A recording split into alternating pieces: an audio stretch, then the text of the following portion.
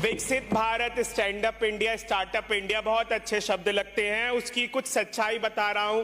मैं सत्ता पक्ष की तारीफ ही करूंगा, बड़े ध्यान से सुनिएगा, काम आएगा आपको। एपीआई एक चीज होती है, एक्टिव फार्मास्यूटिकल प्रोडक्ट। हम 90% आयात चाइना से करते हैं, बाकी हम चाइना विरोधी हैं। जो गरीब किसान है, जो गरीब दुकानदार है, वो चाइना का प्रोडक्ट नहीं बेचेगा। और 17,500 करोड़ रुपए हर साल हम चाइना को गिफ्ट देते हैं, दिवाली गिफ्ट। बात करते हैं नमामि गंगे प्रोजेक्ट की, तो ना साफ हुई आपसे यमुना, ना साफ हुई आपसे गंगा, बस साफ हुआ है तो क्या बजट, वो भी अच्छे तरीके से हर साल। और वो बजट कहां गया है वो सभी को पता है। और ये भारत मात्र एक भारत नहीं है। बहुत सिकूफा सुन रहे हैं, वन नेशन वन इलेक्शन।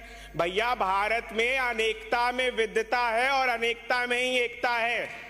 सब कुछ आप एक करना होता तो जवाहर जी के टाइम में वो हमसे ज्यादा ज्ञानी थे, उस टाइम के संविधान निर्माता, वही लोग करके गए होते। बाकी आपकी मंशा, आपकी सत्ता है, आप कुछ भी कीजिए। मदमस्त हाथी की तरह सत्ता का पान कर रहे हैं। ध्यान रखिएगा, उस सत्ताधारी पार्टी जो आप बने हुए हैं, आपको भी इस जमीन का ही स्वाद चखना होगा, मातृभूमि की मिट्टी का स्वाद आपको चखना होगा। साथ में मैं बोलना चाहूंगा, माइनिंग मंत्रालय ने बोला आज भारत में सबसे ज्यादा कैंसर माइनिंग से हो रहा है और राजस्थान उस पायदान में आगे है। मुझे बहुत दुख है। मैं बात करना चाहूंगा पेस्टिसाइड्स का। तो अगर आपको पेस्टिसाइड्स और फर्टिलाइजर मिनिस्ट्री के कारनामे देखने हो तो आप जाओ नदी में, सारे पेस्टिसाइड ही आपको मिलेंगे। और आज का बच्चा आपको खड़ा हुआ मिलेगा तो वो पेस्टिसाइड के साथ ही खड़ा मिलेगा। इसीलिए बच्चे का विवेक नीचे जा रहा है और बेरोजगार ऊपर जा रहा है। और आप उसको एक झंडा दे देते हो, बोलते हो नेशनलिज्म पकड़ो, तभी तुम आगे जाओगे। यही नेशनलिज्म तुम्हें रोटी देगी। अरे भैया, गरीब पत्थर बांध के सो रहा है, जाओ तुम कस्बों में धारावी खत्म कर रहे हो। इसका ये मतलब नहीं धारावी खत्म हो जाएगा।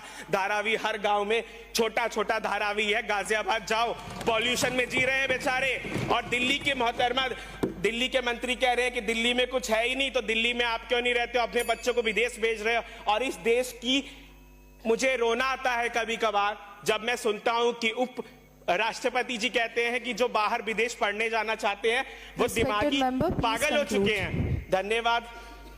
तो उन पागलों में से मैं भी एक हूं। और केंद्रीय विश्वविद्यालयों में जाओ, हर एक रूम में 10 पागल मिलेंगे आपको जो बाहर जाना चाहते हैं पढ़ने के लिए।